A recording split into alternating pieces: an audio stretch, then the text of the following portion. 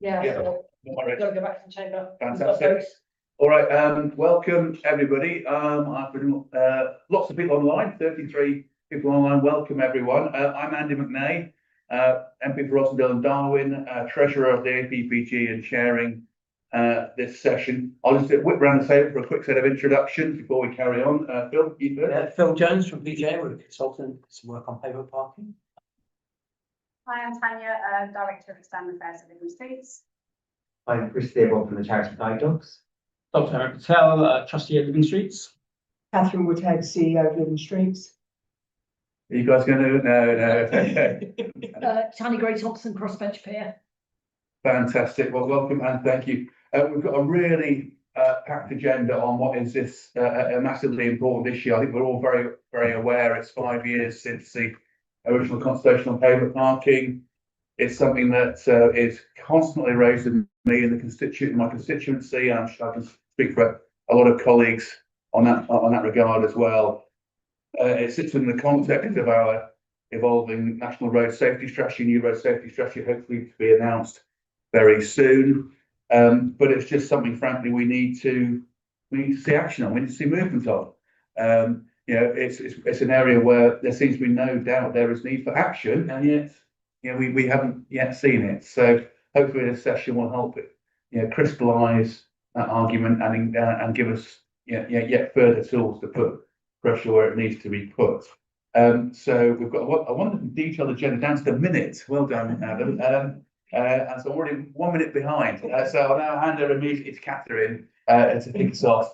Thank you, Chair. So I'm Catherine Woodhead. As I said, I'm the Chief Exec of Living Streets, which is the UK charity for everyday walking. Firstly, I'd like to echo a lot of Andy's words. Parts of my speech probably covered there quite nicely. But thank you to everyone for joining us this afternoon to discuss the menace that is pavement parking. It's an irritation to all of us, but a truly dangerous practice to those who are blind, partially sighted, wheelchair users, and parents pushing prams. I'm informed by the range of voices joining us tonight, whether that be long-standing coalition partners, parliamentarians, allies in local government, or dedicated grassroots campaigners. So let's dial the clock back to August 2020. What were you doing then? Interesting enough, I was running a charity, trying to save a charity at that time that was supporting 100,000 people with a range of life-limiting conditions, most of whom are disabled. A few months later than that, I also fractured my ankle on a broken pavement, but that's definitely a matter for another day's conversation. That's my ankle. Ooh, and that looks like I'm stuck on my ankle, which is going to be interesting if that's where my slide doesn't move forward. If I just move forward. Thank you. One thing on the agenda of the previous UK government at that time was pavement parking, and on the 31st of August 2022, a consultation managing pavement parking was launched. It ran for 3 months and it closed on the 22nd of November 2020. The consultation asked whether a change of existing pavement parking legislation should occur. At the time, we were delighted by the opportunity of the consultation. And as you'll hear across the speakers tonight, vehicles parked on the pavement can cause an obstruction and inhibit the dependence of many vulnerable people, especially older people, disabled people, or people with visual and mobility impairments. The UK Gov poll commissioned by Living Streets found that 62% of adults aged over 65 in England were worried about the obstructions on the pavements. And a Living Streets Freedom of Information request from 2018 found that 93% of local authorities in England had received complaints from members of the public about pavement parking. The 2020 consultation itself proposed 3 options, as defined from a Transport Committee report in 2019, which over 4,000 of Living Street supporters fed into. The options were improving the traffic regulation order process under which local authorities can already prohibit pavement parking, a legislative change to allow local authorities with civil parking enforcement powers to enforce against unnecessary obstructions of the pavement, and a legislative change to introduce a London-style pavement parking prohibition throughout England. So I'd like to invite everyone now to type in the chat or have a shout out in the room as to how many days we have been waiting for action since the consultation closed. It's 5 years, isn't it? So, 1825. Oh, some good guesses in the room. Okay, I'm going to go for it because there was one very close one quite quickly. 1,828 days. Nice. For those of you that are interested, that's 261 Sunday lunches, 4 different prime ministers, and the moon has orbited the Earth 67 times since the consultation closed. So, what's been going on across the nations during this time? Alongside coalition partners Walk, Wheel, Cycle Trust, Guide Dogs, Transport for All, British Parking Association and the Local Government Association, Living Streets has been heavily focused to ensure the issue of pavement parking is on the radars of the UK devolved and local governments. We've had successes and failures. In 2019, Scotland brought a nationwide pavement parking ban into law, a culmination of our work with partners and supporters and our members. The ban was brought into force in the 11th December 2023. Living Streets Scotland campaigned to ensure the ban is fit for purpose and urged the Scottish Government to provide strong guidance that prevents councils exempting any streets from the ban where this would have a negative impact on disabled people. And we're going to speak in further slides about the effects this has had. Less successfully has been the progress in England and Wales. In Wales, we're a roadblock. Initially, the Welsh Government proposed changes that would allow local authorities to enforce against pavement parking, where it's causing unnecessary obstruction to people on the pavement. Good news, but we know that new powers will need to extend to the carriageways as well as the footway to make the change happen, which will require additional public consultation. Progress has stalled in this issue following the implementation of the Wales 20 mph default speed limit. And in England, multiple administrations have left us waiting to see what will happen next with pavement parking. We've exerted pressure, delivering a birthday card to mark 3 years since the consultation closed in November 2023, and a greetings card to the new Secretary of State in 24. The latter gathered over 5,000 signatories from Living Street supporters. This year, pavement parking was one of the 5 key calls amongst the 40 recommendations coming from Living Streets and the Bikeability Trust Safer Streets for All report, produced to influence the UK government on an upcoming road safety strategy. One thing for certain is the importance of this issue for Living Streets members and supporters that hasn't faded. On the 31st of August, to mark 5 years since the DFT's consultation opened, we opened our interactive map of pavement parking hotspots. This allowed supporters to work with us to identify areas where pavement parking was affecting their everyday journeys and share regular examples of our roads gallery. Manchester, unfortunately for their residents, came out as the hotspot city for pavement parking with over 200 submissions to our map alone of the 1,600 we received. But we must remember, amongst the systematic issue that is pavement parking are the lives of people, often those disabled or with accessibility requirements, and those who are frail or have young children, or indeed young children walking to school themselves for the first time. This is a daily menace. Take Aideen, a Living Street supporter, disability trainer and guest speaker with cerebral palsy from Great Bar in Birmingham. Aideen uses an electric wheelchair to get around, and pavement parking is a persistent issue for her in her area regularly, impacting her travelling safely, particularly with her children.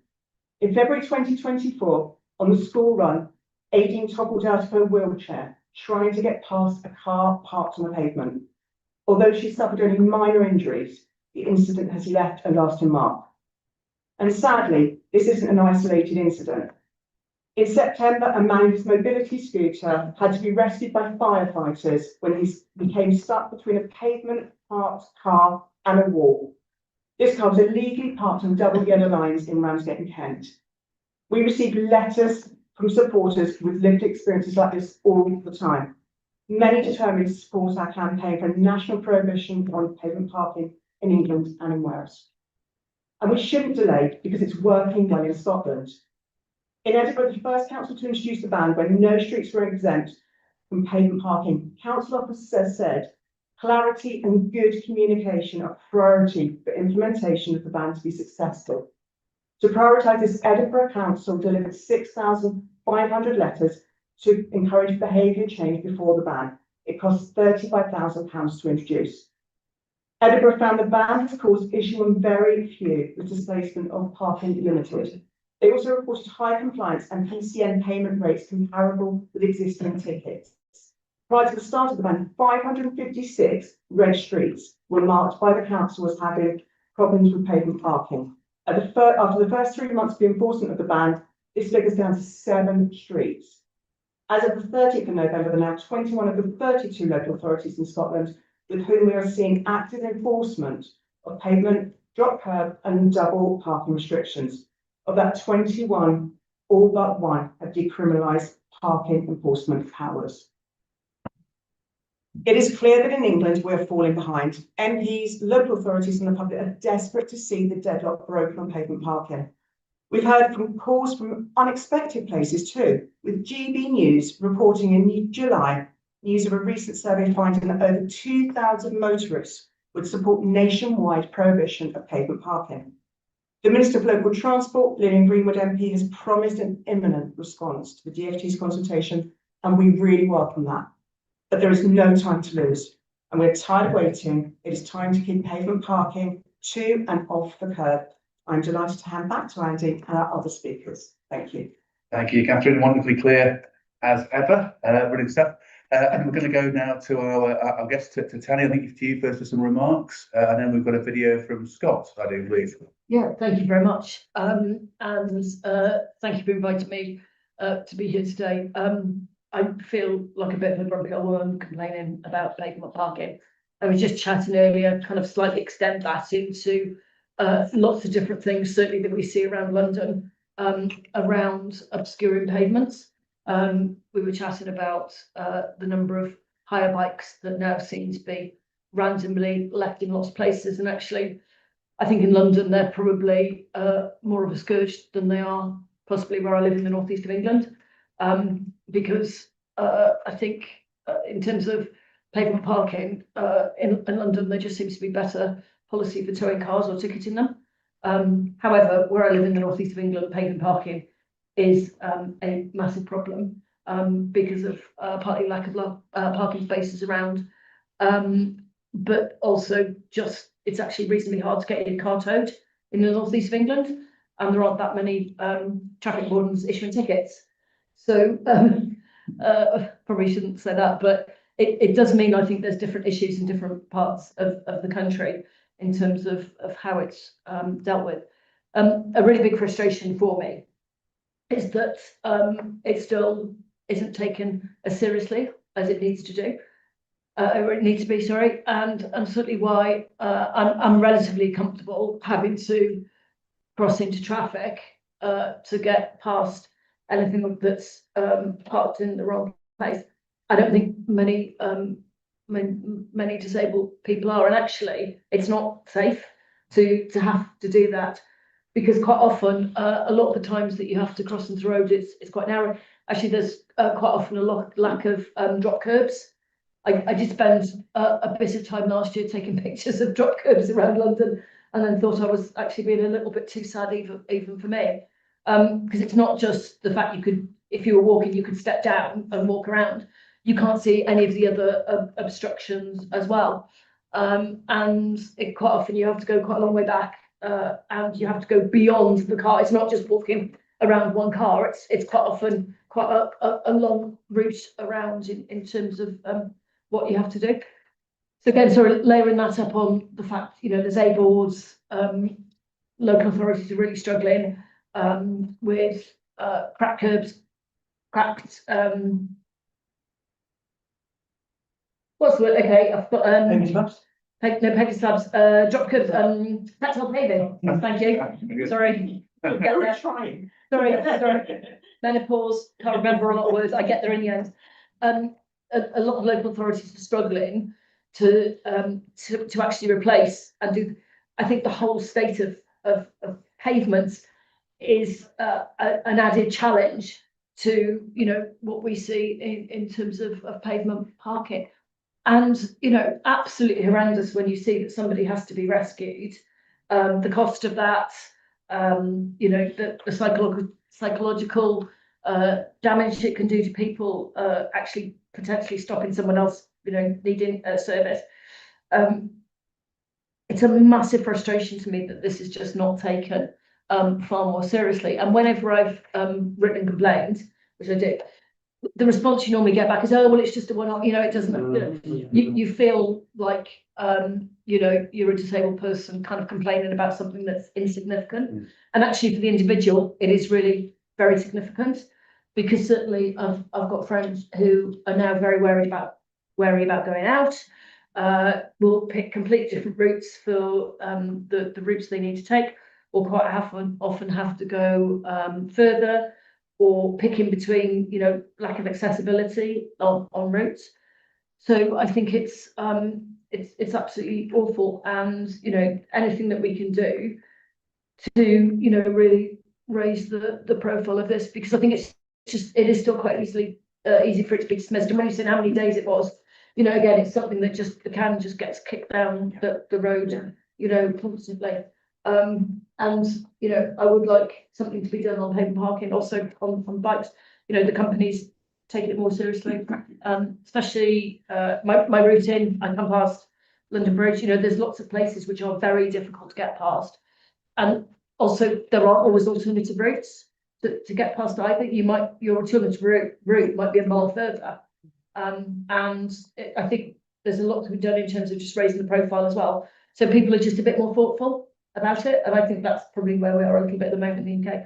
There's people not being terribly thoughtful. The amount of, I mean, this is a bit random, but the amount of blue badge abuse we see, I think that only anecdotally has increased quite a lot, with people parking in blue badge spaces. So I think it without a blue badge. So I think it just says to a general malaise around at the moment that, you know, so what? And I think that is quite a worrying place. So I think this is a real marker in the sound in terms of how people, you know, disabled, visually impaired, wheelchairs are treated. It's, you know, just what you're complaining about is it's not a big deal. So I'm happy to support anything that you do to you know, make this better, because it affects lots of people. You know, parents with prams, older people. You know, it affects potentially a huge number of people, which is very worrying. Fantastic. Thanks, Tony. Brilliant observations there. And we're going to go to Scott for some views from, I guess, from a Scottish perspective. He's recorded something for us, has he? He's recorded a video. Yeah. Good effort.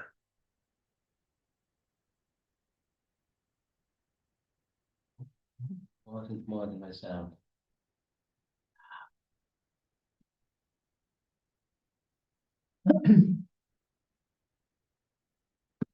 And stretching technology to the very limits. Let's see. Serious thing. Sometimes it's things a bit of filling about.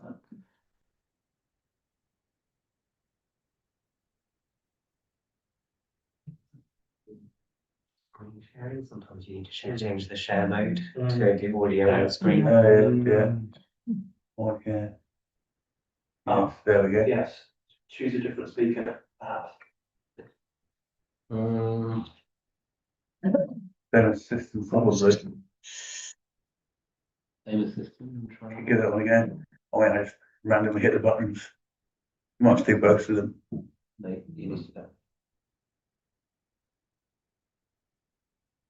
No. Yeah, there are two same system options. You might need the micro okay, speaker. Okay.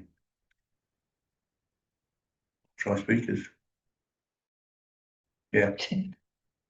I attack, it's just rubbish. Or switch it off and on again.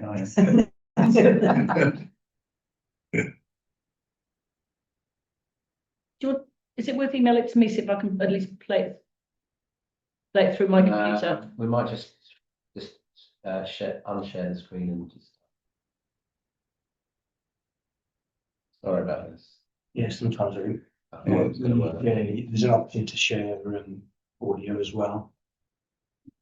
It was a bold effort to make it work. Yeah, share sound. There we go. On the right.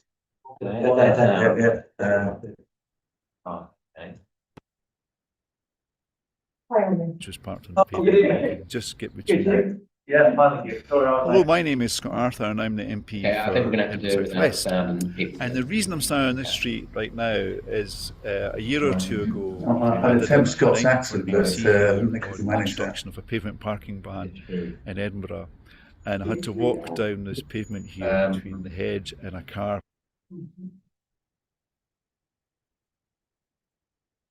Oh, they can hear him online. I can hear him online. Okay, brilliant. That's great, okay. I'm standing on this street right now is a year or two ago, I did an item for the BBC here on the introduction of a pavement parking ban in Edinburgh.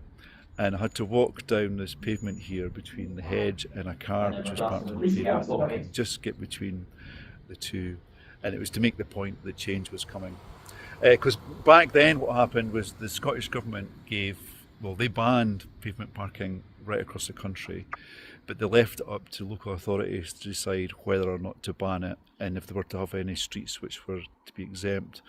But in Edinburgh, I chaired the Transport Committee at the time, we agreed to ban it on every street in the city and have no exemptions in terms of streets. And I have to say that, being elected as a councillor and then as an MP, I was first elected in 2017, it's one of the best things I've been involved with because it's really transformed the way a lot of our communities look, but more importantly it's made it easier for people who are using wheelchairs or pushing buggies, etc., just to get around. It's been fantastic. So Adam's given me some questions. So how would I sum up Edinburgh's experience? I think it's been great actually, it's been a really positive thing. Going for a complete ban, all 5,000 streets, I think was quite bold at the time, but I've absolutely no regrets about doing that. Currently, out of the 5,000, coming up for 2 years later, it'll be 2 years in January, there's about 20 streets where there's issues, I understand. I'm no longer on the Transport Committee, of course, no longer a councillor, where the councillors having to look at bringing in real parking restrictions, so WL lines and things, to try to control some of the negative impacts of how drivers are now parking. But by and large, it's been a really good thing. Biggest challenge since the ban came into force: enforcement, because people, I think, have really engaged quite positively with the ban, and that means where they do see a vehicle parked on the pavement, they're even more sensitive to it, and they want enforcement to be instant, just like they do with normal parking actually, but the wardens can't be everywhere. Have you seen a real difference in how pedestrians move about? Absolutely. There's no longer cars blocking pavements. People don't have to walk on the road to get round them. People with guide dogs, their dog doesn't have to worry. It's quite so much about encountering a vehicle on the footpath. It's been really, really good actually. And coming up for 2 years after the ban was introduced, not once has someone asked me to have this pavement parking permitted on their street, in my constituency. So, is enforcement working well? I think, yes, it has worked really well. Quite a lot of fines have been issued, to be honest. Where there's challenges is in the evening, because there's less parking enforcement in the evening. So when I was leaving the council, we're starting to pick up complaints around that. And so hopefully that has been dealt with. What kind of feedback have you heard most from residents?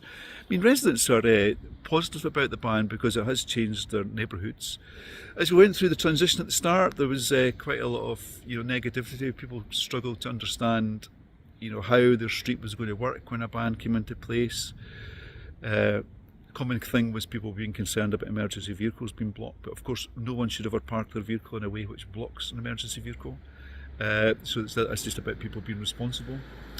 Once I had someone who contacted me saying pavement parking was essential on his street and he was going to get a petition together and he was going to be back in touch with me. I never heard from him again, but I did hear from one of his neighbours saying he'd come round the door with this petition and everybody was refusing to sign it. So it maybe tells you, for some of the people who did think pavement parking was acceptable, maybe a lot of other people on the street didn't really like it at all. Has public support grown or dropped since the ban started? I've not seen any evidence, but I like to think that it's growing and that no one's ever really complaining about it. I think everybody always knew that parking on the pavement was wrong. The highway code tells you shouldn't do it, etc. So I think hopefully support is growing. When we introduced it, a big focus on the public awareness campaign was the impact. It wasn't just that a ban was coming in. We focused a lot on how pavement parking was just the wrong thing to do, and we had examples of how people who had guide dogs, etc., how difficult it made their life. So we tried to make it just completely socially unacceptable. And I think a few weeks out from the ban, we did media work elsewhere in the constituency. We went to a street where pavement parking was absolutely horrendous, but even before the ban came into place, there was no cars parked on the pavement anymore, and that was part of that public awareness campaign. So people hopefully were just seeing it's just absolutely not acceptable. What's the one thing you could change about how the ban was rolled out? I think maybe, for the 20 streets that we're still dealing with in the city, I'm not sure if we could have done, if we'd perhaps been a bit more preemptive in terms of dealing with issues that arose there. But I don't think we could have really predicted in detail which streets they would be. And I think what I also regret is that the Scottish Government didn't have stricter rules around particularly delivery drivers, because they're still permitted, where there's no alternative, they're still permitted to park on the pavement under the laws set by the Scottish Government. And I take the view that there's always an alternative to park on the pavement. I think what needs to change is the culture of some of these delivery companies, so the people doing the delivery actually have the time to park safely and make their delivery rather than parking on the pavement. Because often these drivers, the examples you see from them where they park on the pavement can be amongst the worst. Okay, so that's, hopefully I've got through the questions. Hopefully it's not too long. I'd hope to do it shorter than this. I really do hope that the UK government either bans pavement parking and gives maybe local authorities the power to introduce exemptions if that's what they want to do. We didn't do that in Edinburgh, of course. Or follows what Scotland does and just ban it, but leave it up to local authorities to look at enforcement. It seems like an easy thing to do, and I know I get that the governments would be concerned about public opinion, etc., particularly with an issue like this. But we've got Scottish Parliament elections next year for Holyrood, and I don't think any party or any candidate is going to be standing talking about reintroducing pavement parking in the country, because once it's gone, it's gone. And I think it's a positive thing. And doing it now, I think by the time the next election comes around, I think people will be talking really positively about it. Okay, hope you've had a great day. I'm sorry we've not got blue skies here in Edinburgh for you, but at least it's not raining like it was just an hour or so ago. Okay, bye for now. Very good, Scott. Okay. Excellent. Right. And doing it now, I think. Important what's there, Scott, by the but time the next election we're now a little bit behind schedule, so we're going to have to keep things fairly tight from now, and we're going to move to Amit, who's going to give us some reflections based on his own experience. So over to you, sir. Yeah, thank you very much. So as a completely blind person, I'm reliant on a white cane or a guide dog. And real life experience to me is it's pretty much black and white. Pavement is for pedestrians, a road is for cars, and they don't mix. You know, when you've got a car on the pavement, it takes that safety away. And for me, as a blind person, I focus on what I can control. Pavement parking is something I can't control. It's, my travel I can control, but getting from point A to point B should be a safe place. I shouldn't have to think about, should I encounter cars? Should I encounter pavement clutter? How am I going to cross a road? All of these things should be there. As a visually impaired person, I'm trained to use a white cane. I'm trained to use my mobility skills to get me to where I need to be safely. Parking a car on the pavement isn't just inconsiderate, it's dangerous. It means I have to then make my way onto a road. It's the last thing I want to do as a blind person. With winter now, it's even harder. Cars don't see you. I don't know where they're coming from. And it's all well and good doing your local area where you might be familiar with. London is a whole different ballgame. I work around the country. Everywhere I go, I have to rely on my senses to keep me safe. And with cars now becoming quieter, that's even harder. I can't feel when a car's coming, I have to listen out for it. You can't hear electric cars coming along. You can't hear the electric buses. You can't hear the electric taxis coming along. You can't hear the e-bikes that are whizzing down the road until it's too late. For me, I'll give you a real life example here. Every Tuesday, I take my daughter to gymnastics. It's a simple route. It's a 20-minute walk from my house to where the gymnastics is. I'll wait for 45 minutes and then walk back. And recently, we've noticed cars are parking on the pavement, which means I have to then go out onto the road. And last week, it was wet, it was dark, and I said to my daughter that we will take the bus back. We got to the bus stop. The first bus that came along. I'm so sorry, it's full. We haven't got space for a guide dog. Second bus, exactly the same. It's raining. It's 7:30 in the evening. I've got a 6-year-old daughter with me. Third bus comes along. Same thing. We're full. There's no space for a guide dog. And these are double-decker buses. Fourth bus comes along. Exactly the same thing. I said, no, I'm getting on it. And I literally got on the bus. So other passengers saying there's no space. I'm not waiting for the fifth bus. I'm not doing it. And this is real life.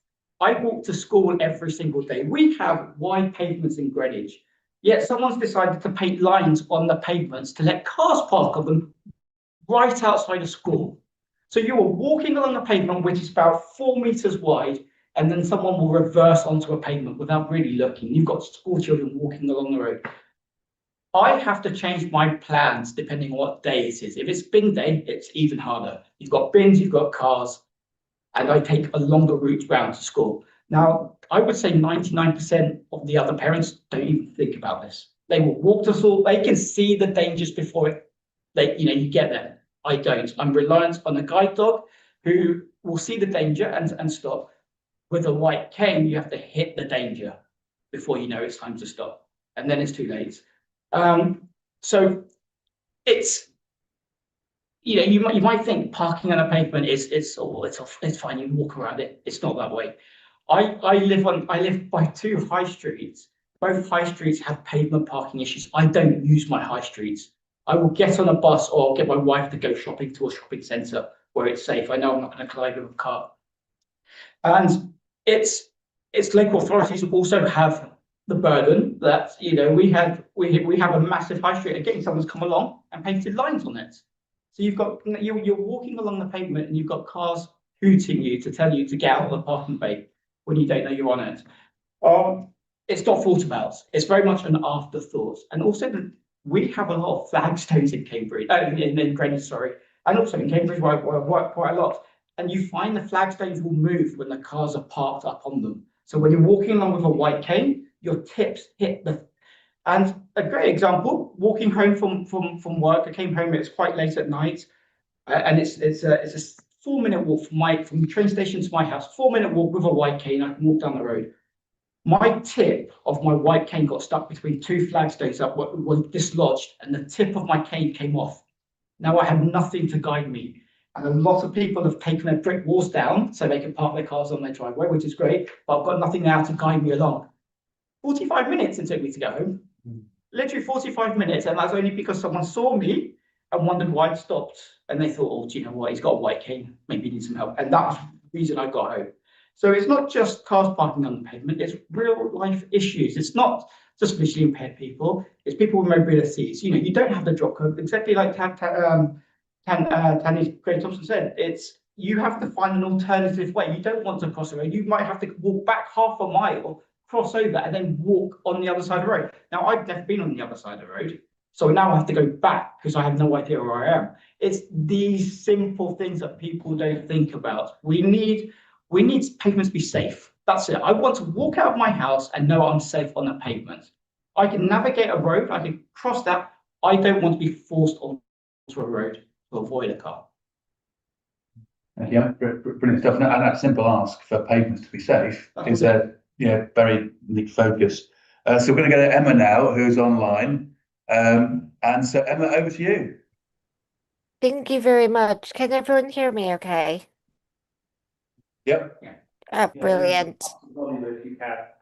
Sorry, that's at our end, Emma, not your guest, isn't it? But yeah, we can hear you. Okay, wonderful. I'd like to first say oh, sorry. Are we still okay? They can see. Yeah, I can see. They can see and hear. They can see Emma. Yeah. Yeah, no. You can see Emma, you can't see us, they can hear it. Oh, okay. It's okay for him to go. Yeah, go. Okay, Emma, thanks. okay, Great. Emma. Okay, thank you. But first I want to say a huge thank you to allowing me to join you online at the last minute. It's incredibly appreciated and really shows what inclusivity looks like. So thank you for that. But I want to thank you for inviting me to speak today. So I want to start with something very, very simple. You can't deliver a nation that is walking and wheeling when pavements are treated as parking spaces. It sounds obvious, but across the country, this still is not reflected in law, and the consequences undermine everyday ambition we have for safe and inclusive active travel. At Transport for All, we hear every single day from disabled people who cannot complete the most basic journeys they need to because a car is blocking the pavement. Our research shows that around 57% of disabled people cited pavement parking as a barrier to them walking and wheeling, and 8% said that it was their most significant barrier.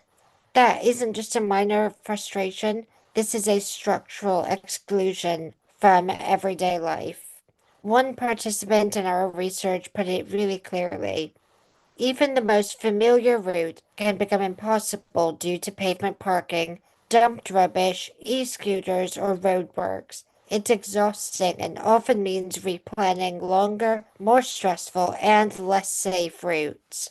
And I want to add something personal here, if I may, because this isn't just theoretical for me. I myself am an electric wheelchair user, and actually the only route that I'm able to take in my wheelchair out of my village, the only accessible route, is almost permanently obstructed by two people who consistently park on the pavement. There are days where I cannot maneuver around these cars, and other days where I just cannot leave the house in that way, forcing me to rely on other modes of transport.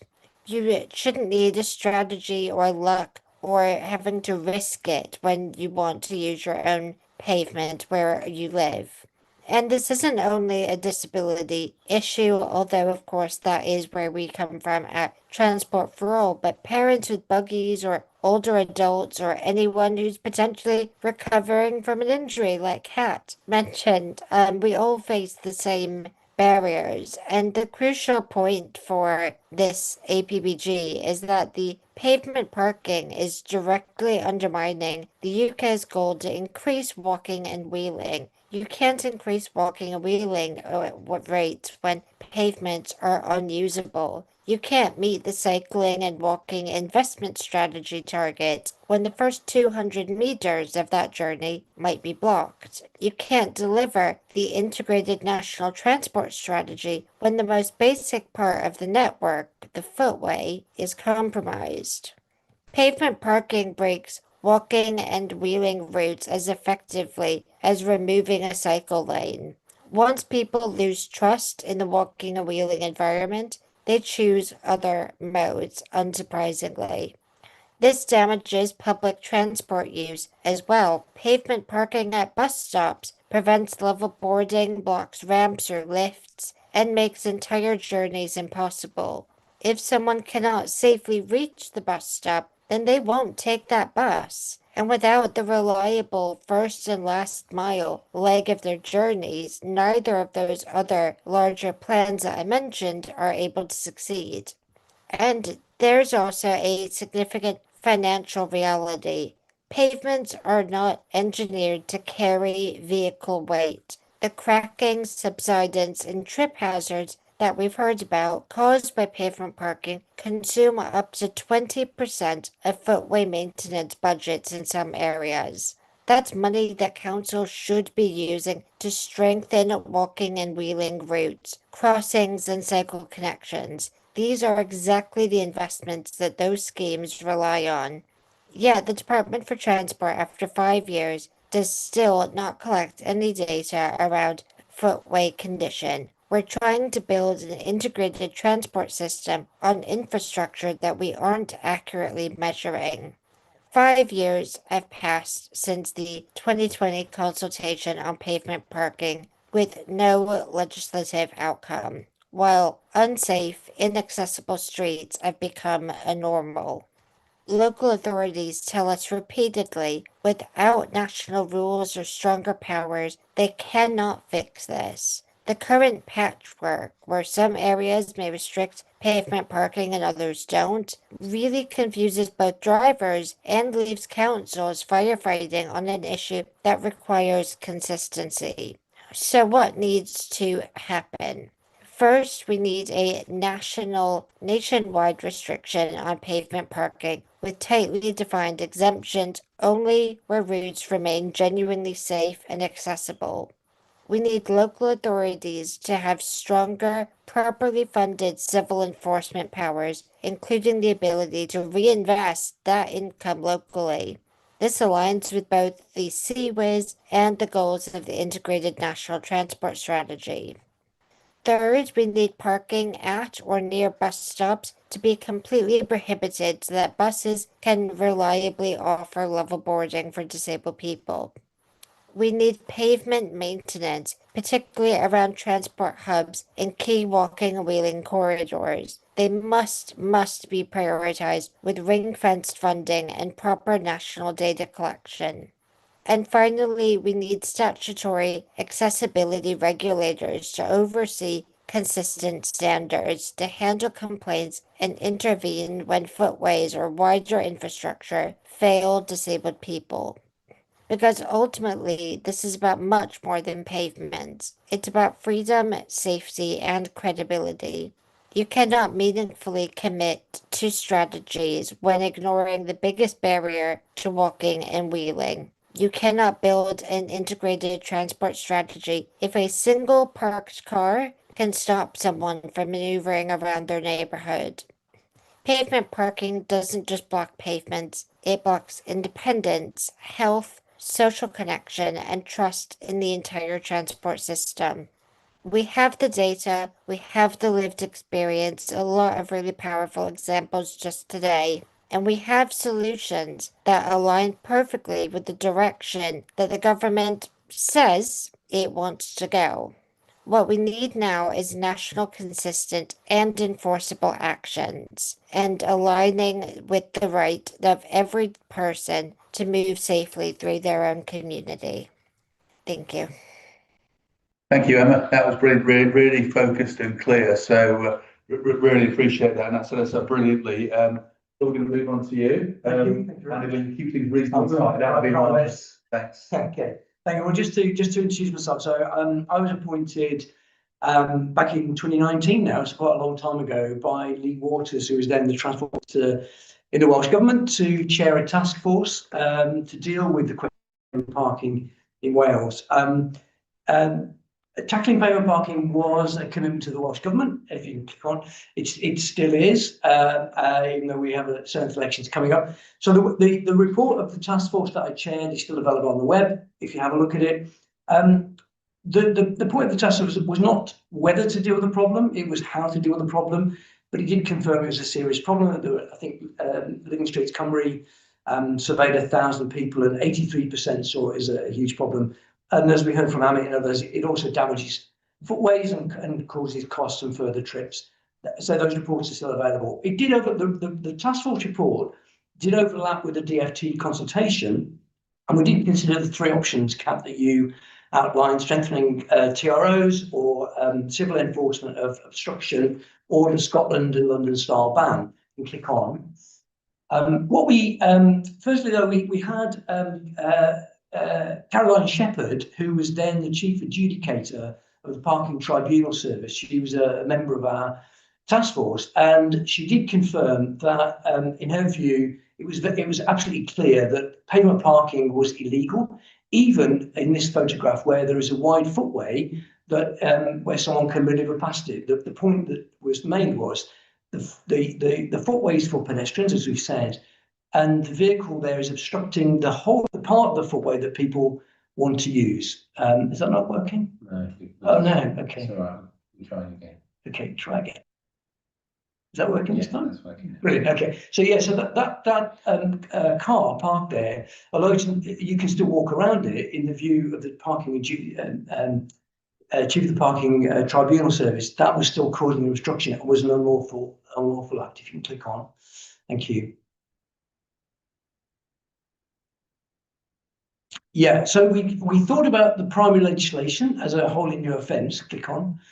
But we decided actually that the option 2 on the DFT consultation was the one to go for, which is subordinate legislation, where councils will be given civil powers to enforce the existing offence of obstruction. So there is already an offence.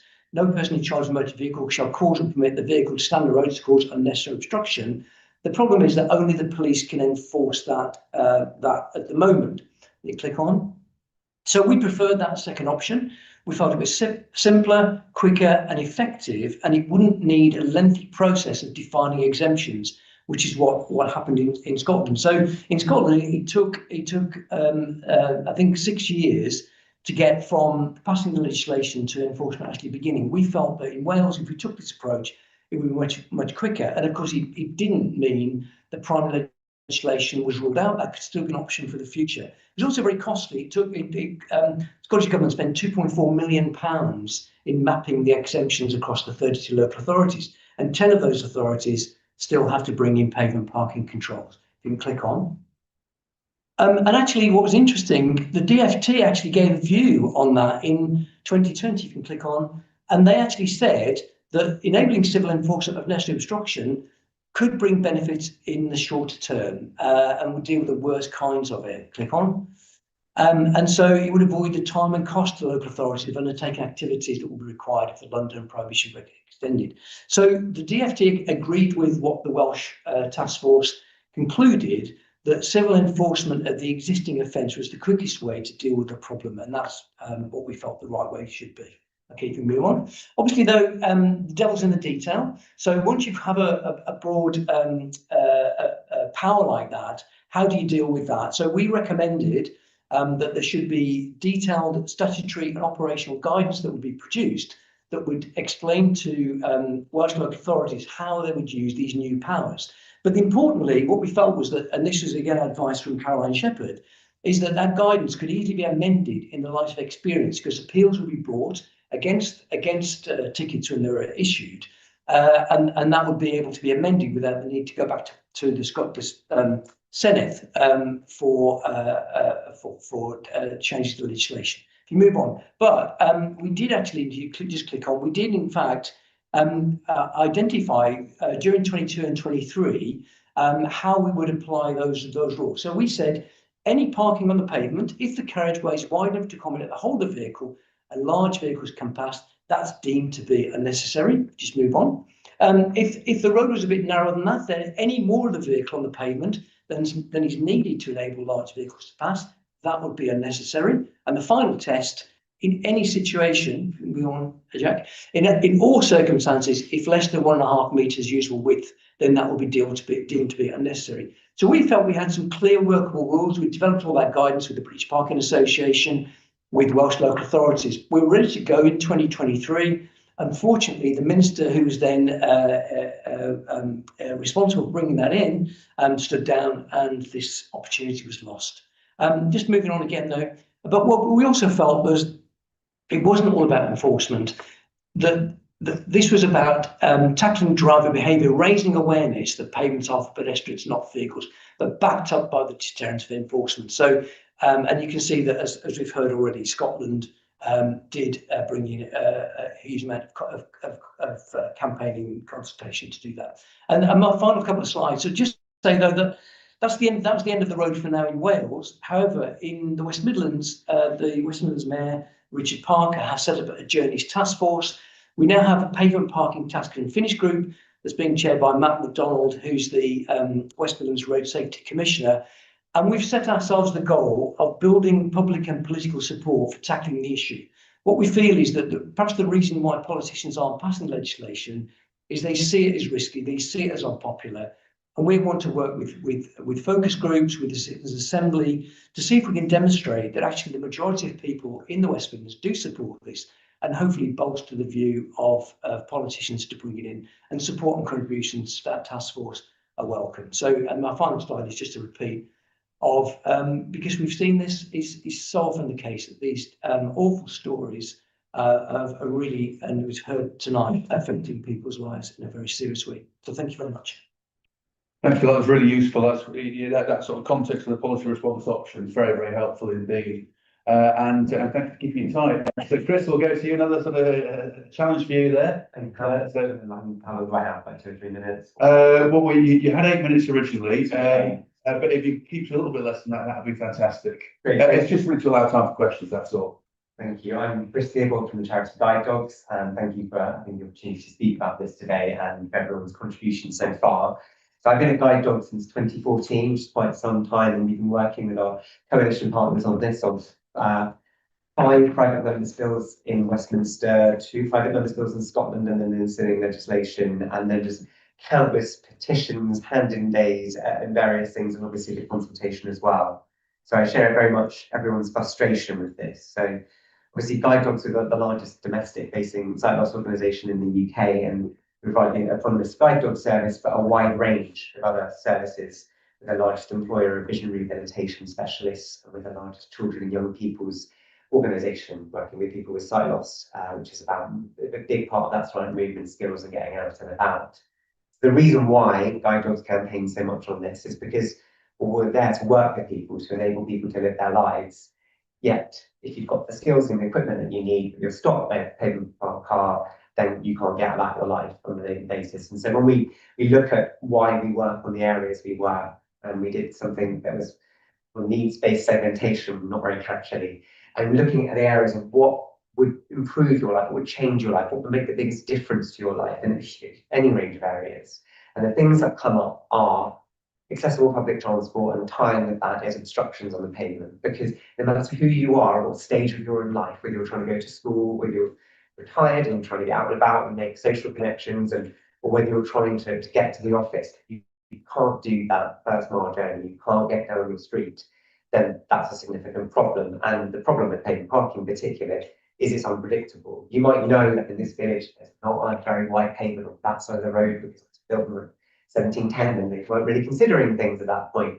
But you don't necessarily know when that pavement park car is going to be blocking your way, or how many cars are going to be there. So 95% of people with sight loss have had to walk on the road, and we've done a lot of polling and research on this, and there is widespread support for this.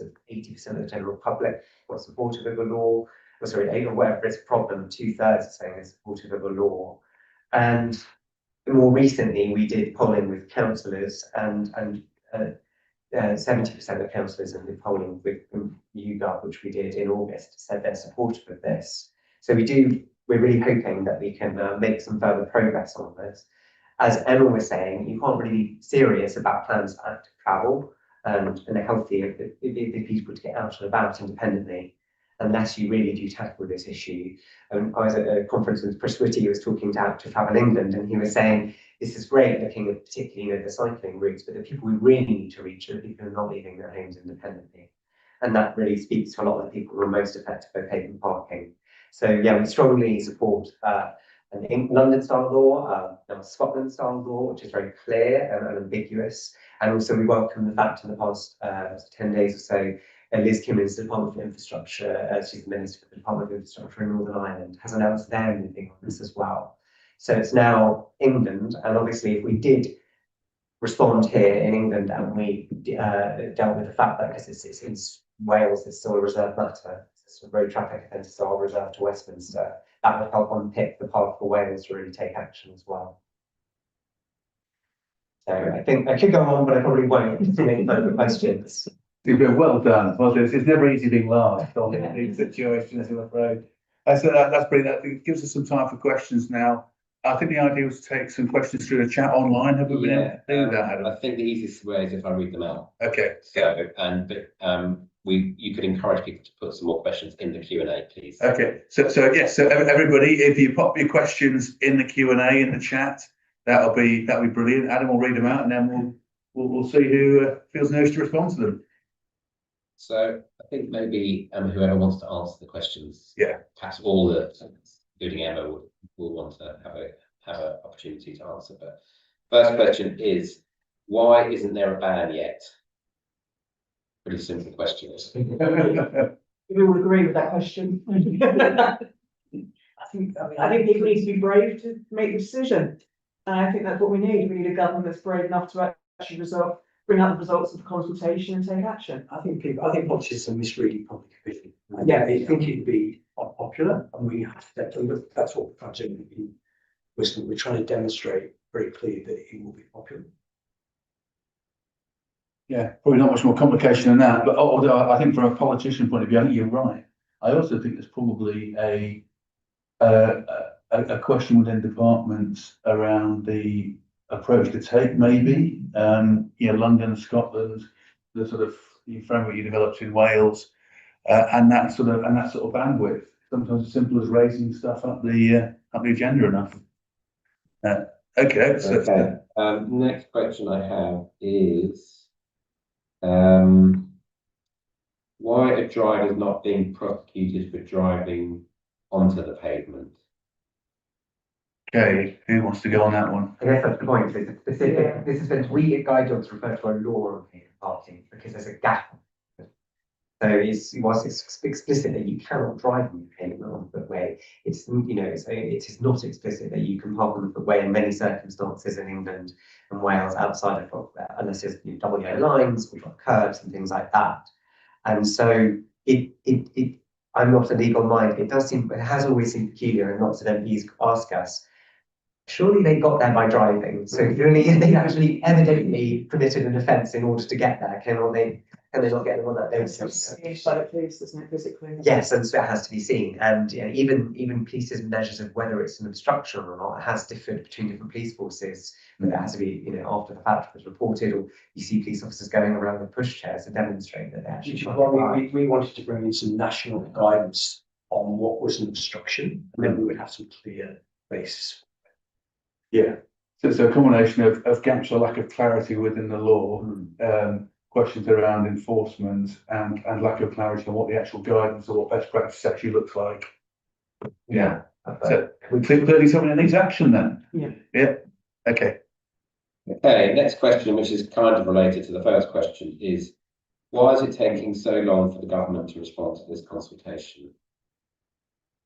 Well, first place for a start, that we're talking about, two governments, the previous government and the current government, and I can't speak for the previous government, although there was quite a lot going on in those last few years. And as far as the current government's concerned, I think they probably, Lillian might say it goes under the banner of the work around the road safety strategy, but I don't know whether it's going to be identified with this council or not. So just make a very quick comment. I mentioned the select committee report on pavement parking, which the government responded to in 2020. The chair of that committee is Lillian Greenwood. I guess it's Christian guide dogs here is that we welcome investment or capital spending on infrastructure, but also I get a note of caution, and probably other organisations might feel the same when you're hearing about reductions in civil servants resources to actually do a lot of the functions of government. And we get questions from parliamentarians asking how many civil servants are working on projects, and it's like 1.5 full-time equivalent working on a huge area about walking, wheeling and cycling policy or individual areas. So I guess it's just being mindful that they're struggling sometimes too. I'm not saying it as a plea for sympathy, but just saying that actually for politicians to make sure that the infrastructure is in place to support these policies. One of the reasons we're taking the approach in Wales is very simple, and a lot of the work was done. So we were ready to go. We were ready to go with a piece of legislation through the Senate. It was only because of the politician responsible for it stood down that it was derailed. But the work was done. It's there and ready to go. Yeah, and that is a very good point, because there was huge, genuine pressure on primary legislation at the time. The capacity for that, 37 bills in the King's Speech, they probably won't all get through, and then there'll be another session coming up. So anything that can be done without the need for primary legislation suddenly becomes much more attractive. And that perhaps there was a lack of clarity in the departments around whether there are options there that could give us progress. So. If you want to come in, just put your hand up or shout or something. Yeah, thank you. I was going to come in on that one. It's really interesting because conversations that I've had across parties have largely been, if there's been sort of apprehension or nervousness, it's been around, well, where else are people supposed to park? So I just wanted to echo that point around, the infrastructure needing to be there to allow people to think that this is a sustainable option. Yeah, and I'll give on that as well. I mean, you feel your approach where you recognise there can be situations where without an element of flexibility, you just physically can't get down that road. I mean, in my constituency in old northern mill towns, there are lots of very, very narrow side terrace streets, which were simply never designed for cars in the first place. And so guidance that recognises that the possibility of flexibility, whilst at the same time having that fundamental requirement of the 1.5 meters gap, I think is very pragmatic. Yeah. And so, but I think you're right, Emma. I think there's a fear there about that sort of blanket approach. Yeah, I mean, I live on a terrace street and it's parked on both sides. I have to walk through the road, 2 roads all the way down. There's a primary school nearby to me where children have to do exactly the same thing every morning, evening. And the reality is when you start to talk to the neighbours about things like this, who park on the pavement and don't think about, as Alex said, people not realising the danger they're creating. It's interesting how quickly they can go from questioning it to suddenly going, oh, actually the solution could be the car park down the road. Indeed. I've only got to walk 2 minutes from the car park if I know that's going to be safe. I think people can start to come up with their own solutions once they realise the problems they're creating. And I think, sorry, we often think about the difficult cases, or what about the tertiary, what about the street? But the vast majority of the problem, in my view, is on suburban streets where people could park off, but they kind of lazily, or they actually think they're being courteous to other drivers. Yeah. I think there's a real misunderstanding of what is the right behaviour here. Yeah, I think you're right. I think that's the right way around to be thinking about it. Yeah. Okay. Okay, next question is, how will the ban be enforced if we get it? Local authority, it has to be Yeah, local it's not authority. local authority. I think everyone's saying local authorities. And they need to have the resources to do it. That's the other crucial point. Okay. Yeah, and I think it's probably Emma who's mentioning the need to retain any money generated from fines. Which is how it works, and that Yeah. so interesting. In Scotland, it's self-financing. I think the actual enforcement hasn't required any investment from Scottish government. Yeah, and that does into a wider discussion around the financing of road safety per se. Yeah, netting off and everything around that. So, but yes, it has to be self-financing, I think. And I think if you could you mind switching off your camera, because for some reason it switches between the room and you. So if you wouldn't mind, that'd be great. Thank you. And if you want to come in, just shout. Okay, so where are we? Next question is this is a bit of an old chestnut. Can fines from pavement parking be ring fenced for road safety measures? It's kind of what we we're just touching on. But I think the starting point has to be to ring fence for enforcement of the pavement parking. That's the starting point, and there's a broader issue around fines from speeding that are not covered by the safety awareness courses, whatever you call them. Whether they get netted off again and returned to the local authorities, they're currently retained by Treasury, and there is, in my mind, very strong arguments for those to fund road safety partnerships. When it comes to pavement parking enforcement, your starting point is at least to fund the enforcement. Okay. How do we stop pandering to car-centric voters and prioritise walking people? Walking. Would it be okay if I jump in first on that question? I think that's a really difficult one, and it's something that we come into contact quite a lot with at Transport for All, because I think it's really easy to sort of be on an us versus them kind of mentality when it comes to issues like this, when it comes to, is it a cyclist or is it a motorist or is it a pedestrian that gets prioritized in any of these given spaces. And at Transport for All, and as I touched on in my remarks, often disabled people are forced to use sort of green or environmentally friendly modes, not because of lack of wanting to, but because those more sustainable options are not viable options. So I think it's really important to bear in mind that when we're having these discussions on pavement parking, yes, it is a behavior change that we want to see. Yes, it is, a national change that we want to see, and those attitudes change. However, we're very careful from our organization not to demonize car users, not to villainize car users in this space, because we've talked about different attitudes of why people might do this, and I think what Kat said is absolutely right in terms of people not necessarily being aware of the consequences of this seemingly small decision. Yeah, thanks, Amanda. That's a really important point. That this is not a them and us. This is not a question of demonising. It's not one loses, another gains. It's something that's got to work for everybody. Yeah. If anyone else wants to add anything to that? Got another question, Adam? What can people do about terrible instances of pavement parking in their areas? Yeah. You can complain to your local authority, and I think it's good to do that because it starts demonstrating the issues. I have to say, if it's your neighbours, I don't think it's a bad thing to talk to them about it, because actually the conversations I've been having with my neighbours have been really interesting, and they give you a really good insight into people's lack of awareness of the problems. And I know other people have encouraged to do that, and it's changed attitudes locally. Absolutely, I agree with you. Pavement clutter is a big thing. Yeah. Since I talk about it, you will find my neighbours will walk down the road and push people's bins aside. And how's that going to get past? How's that going to get past? And then we get to the train station. I push this bin for you. I push this bin. But you know what? If the community understands, it is basically, if you don't talk about it, nobody gets it. I talk about it. I will have that conversation. I'll sit in the pub and have that conversation. I'll sit in the library and have that conversation. I'll sit on the train and have that conversation. If I can't get to the train station because a car's parked over the pavement and I can't feel where the tactile paving is, I've walked past the pavement. Well, literally, I've walked past the train station and I know I've walked past it, but I have to find another way in.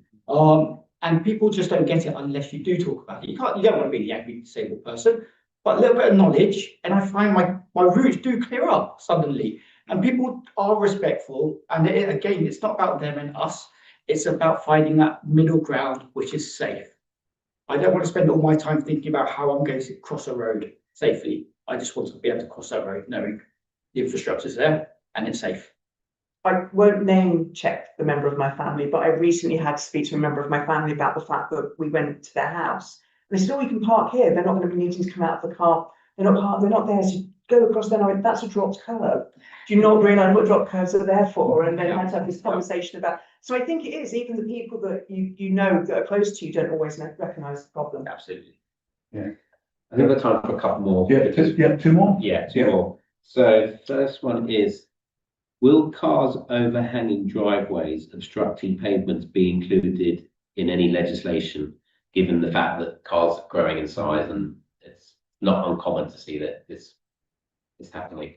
I was just saying, I hope so. With a lot of cars with electric, where they've been charged overnight, they're in their driveways, they do overhang by a good half a metre, and then you've got a cable that's stuck in the front of them.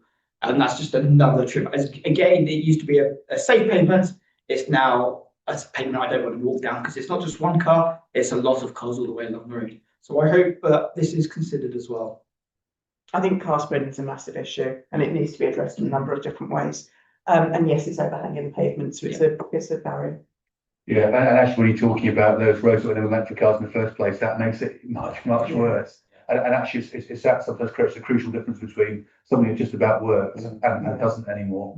Yeah, and often also these are, the terrace houses are quite often in the city centre, where actually they're designed for you to be able to walk a lot more. And I think you need to be considerate of where you live, the size of the car you might be purchasing if you do own one. So I think, if you want to live somewhere where you can park a very big car, live somewhere where you can park a very big car. It's a fair point.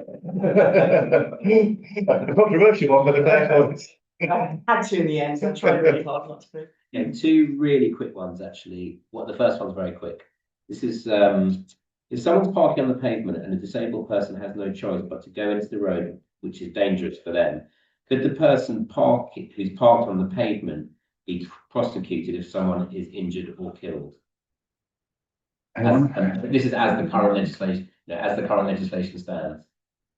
I mean, I think there wouldn't be a criminal offence, I don't think. Whether there's a civil case, I don't know. I mean, it's possible.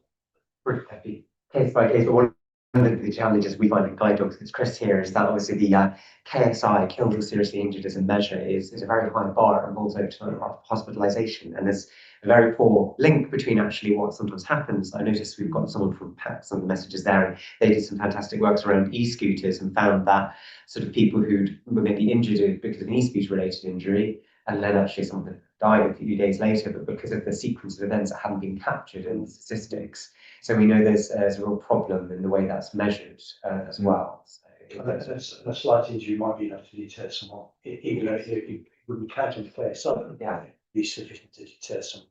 Yeah, you could have a bit of breakage. You could break your arm or leg and not have an overnight stay, which counts. So that's a severe injury. Yes, and that's taking us into the broader road safety discussion. And I chair the road transport safety PPG as well. And that question about data, the data that you need, the gathering of data you should be using, coupled with a move from backward-looking KSI data to forward-looking risk-based data, is where we should be, and that's how you enact a full safe system approach. So that is part of that wider discussion. Okay, the last question is actually if anyone knows anything about the study that the Minister, Lillian Greenwood, announced in September. Has anyone got any updates, intelligence on what that might entail? So there was a Westminster Hall debate, and the Minister said that they were going to commission further research. Has anyone got any updates for us on that? I don't have anything definitive.